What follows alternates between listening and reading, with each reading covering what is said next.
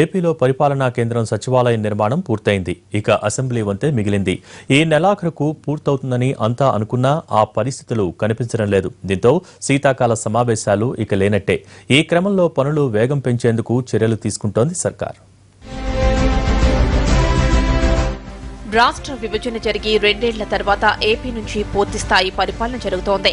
అయితే AP assembly సమావేశాల నిర్వహణ మాత్రం కుదరలేదు. ముందుగా పరిపాలనా కేంద్రమైన సచివాలయంపై దృష్టి పెట్టిన ప్రభుత్వం ఆ దిశగా అడుగులు వేసింది. వెలగపూడిలో సచివాలయం నిర్మాణాన్ని పూర్తి చేసింది.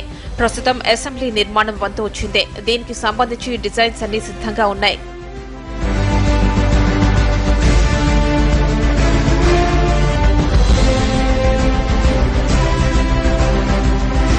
డిసెంబర్ 15 నాటికి అసెంబ్లీ భవన నిర్మాణాన్ని పూర్తి చేయాలని ప్రభుత్వం ఆదేశాలు జారీ చేసినా పనులు ముగియలేదు.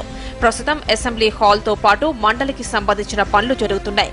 అలాగే స్పీకర్, మండలి చైర్మన్, సీఎం, ప్రతిపక్ష నేత, చీఫ్ విప్, విప్ల ఛాంబర్స్ సిద్ధం అవుతున్నాయి. ఎల్పీ కార్యాలయాలు కూడా నిర్మాణ దశలో ఉన్నాయి.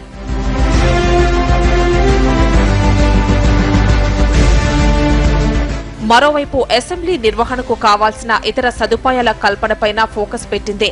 మైక్ సిస్టమ్, ఫర్నిచర్ వంటి వాటిని పరిశీలిస్తున్నారు. ఎమ్మెల్యేలు కూర్చునే సీటింగ్ కి సంబంధించి కొన్ని మోడల్స్ ను సిద్ధం చేశారు.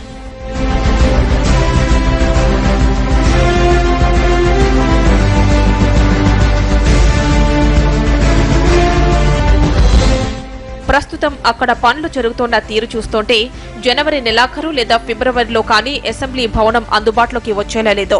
దీని ప్రకారం ఫిబ్రవరి చివర్లోనో లేదా మార్చిలోనో ఏకంగా బడ్జెట్ సమావేశాలనే ప్రభుత్వం నిర్వహించే అవకాశాలు కనిపిస్తున్నాయి.